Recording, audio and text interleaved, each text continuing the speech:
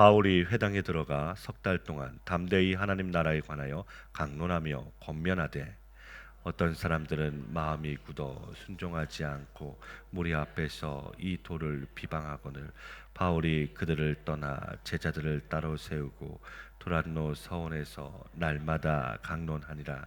두 해 동안 이같이 하니 아시아에 사는 자는 유대인이나 헬라인이나 다 주의 말씀을 듣더라. 하나님이 바울의 손으로 놀라운 능력을 행하게 하시니 심지어 사람들이 바울의 몸에서 손수건이나 앞치마를 가져다가 병든 사람에게 얹으면 그 병이 떠나고 악귀도 나가더라. 이에 돌아다니며 마술하는 어떤 유대인들이 시험 삼아 악기 들린 자들에게 주 예수의 이름을 불러 말하되 내가 바울이 전파하는 예수를 의지하여 너희에게 명하노라 하더라.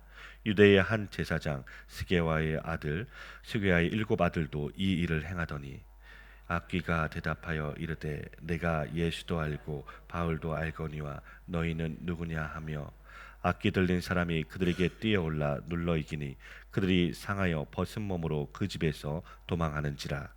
에베소에 사는 유대인과 헬라인들이 다 이 일을 듣고 두려워하며 주 예수의 이름을 높이고 믿은 사람들이 많이 와서 자복하여 행한 일을 알리며 또 마술을 행하던 많은 사람이 그 책을 모아 가지고 와서 모든 사람 앞에서 불사르니 그 책값을 계산한즉 은 5만이나 되더라. 함께 읽겠습니다. 이와 같이 주의 말씀이 힘이 있어 흥왕하여 세력을 얻으니라. 아멘.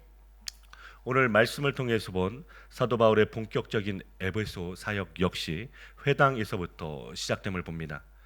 바울은 2차 전도 여행 때 에베소를 잠시 방문한 후 다시 돌아와서 하나님 나라를 담대히 전하고 가르치게 됩니다.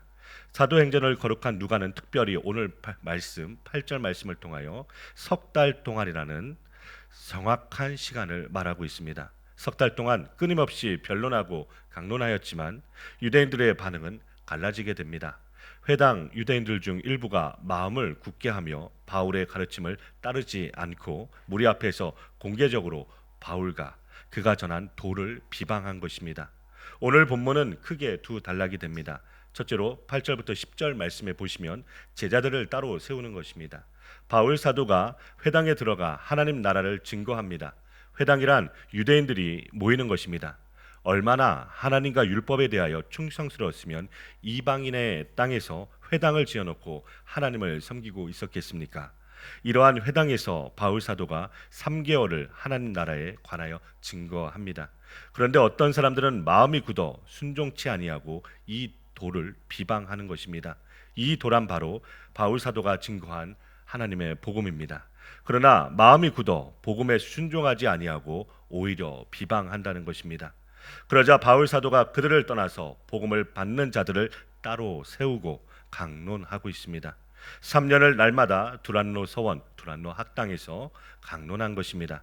여기서 일어나는 분리와 따로 세우는 것이 어떤 뜻이겠습니까? 하나님께서 말씀하시기를 내가 거룩하니 너희도 거룩하라 말씀하셨습니다. 거룩이라고 하면 바리새인을 따라갈 자가 어디에 있을까요? 얼마나 분리를 잘하였으면 바리새인이라는 말 자체가 구별된 자라는 뜻입니다. 모세의 율법만이 아니라 장로들의 유전까지 정확하게 생활에 적용하면서 메시아의 약속에 대하여 인간 편에서의 성취를 확보하고자 한 사람들입니다. 그러나 예수님께서는 이러한 바리새인들을 향하여 화 있을지언저 라고 말씀하십니다. 종교적인 율례로서 거룩하게 되는 것이 아닙니다. 사람의 애씀과 노력으로 하나님의 나라를 확보하는 것이 아닙니다.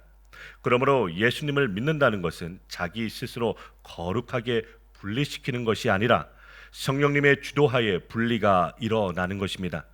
아담 안에서 예수님 안으로, 사망에서 생명으로, 종교에서 복음으로, 주인의 자리에서 종의 자리로, 낡은 옷에서 새 옷으로, 자기 의에서 주님의 의로 분리가 일어나고 따로 세워짐이 일어나는 것입니다.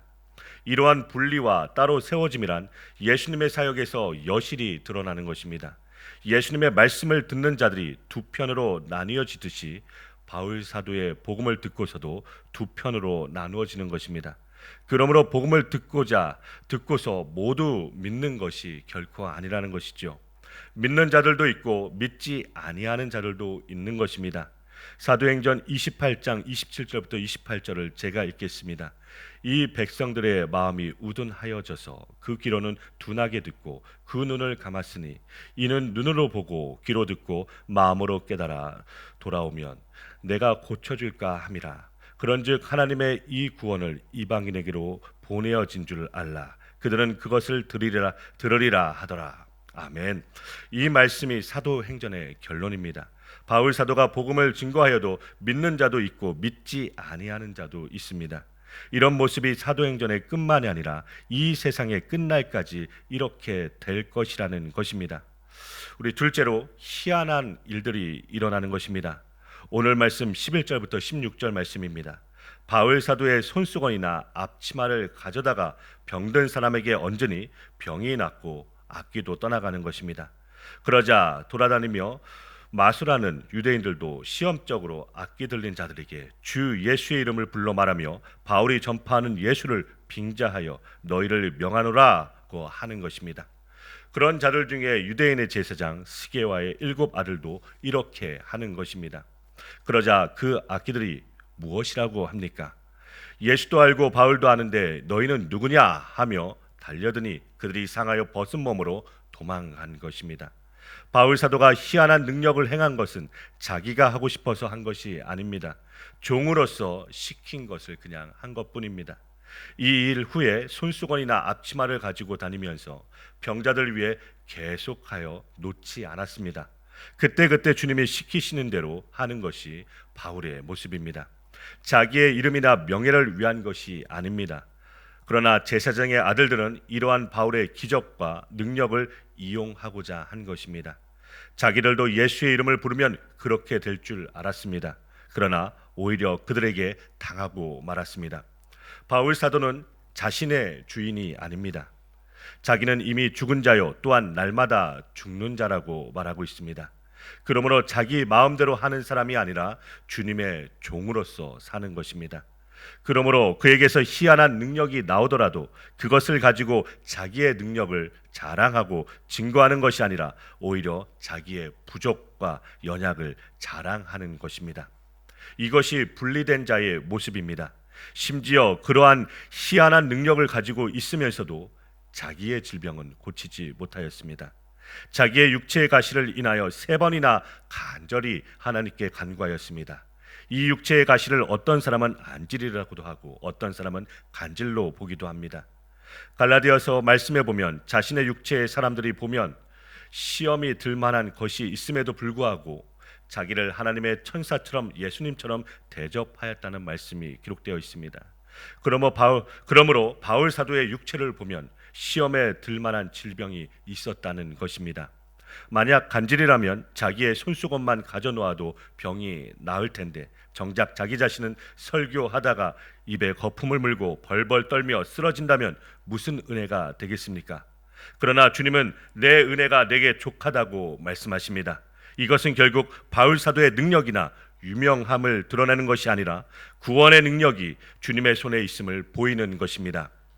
그러나 동일하게 예수의 이름을 부르지만 스게와의 아들들은 예수의 이름을 이용하기 위하여 불렀던 것입니다.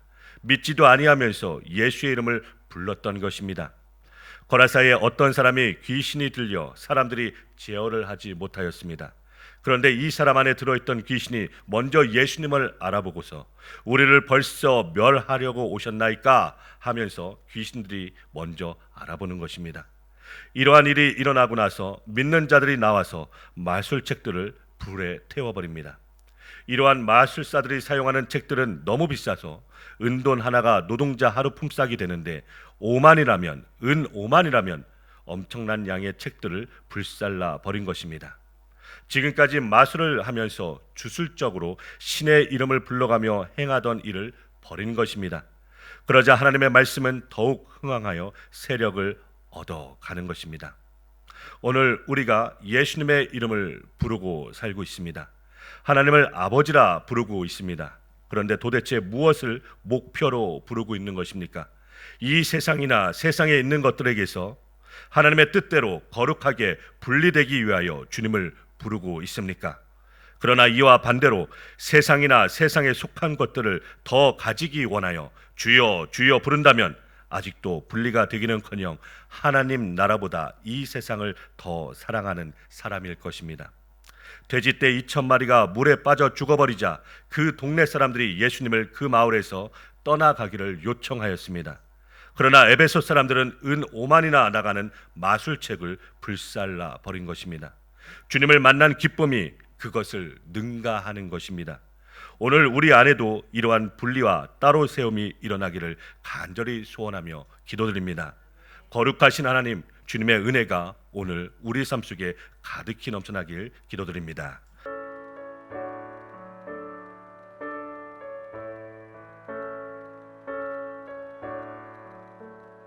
내 모든 시험 무거운 짐을 주 예수 앞에 아뢰이며 근심에 쌓인 날 돌아보사 내 근심 모두 맡으시네. 내 모든 괴로움 닥치는 환란 주 예수 앞에 아뢰이며 주께서 친히 날 구해주사 넓으신 사랑 베푸시네. 무거운 짐을 나 홀로 지고 견디다 못해 쓰러질 때 불쌍히 여겨 구원해 주니 은혜의 주님 오직 예수. 내 짐이 점점 무거워질 때 주 예수 앞에 아뢰이며 주께서 친히 날 구해주사 내 대신 짐을 져주시네. 마음의 시험 무서운 죄를 주 예수 앞에 아뢰이며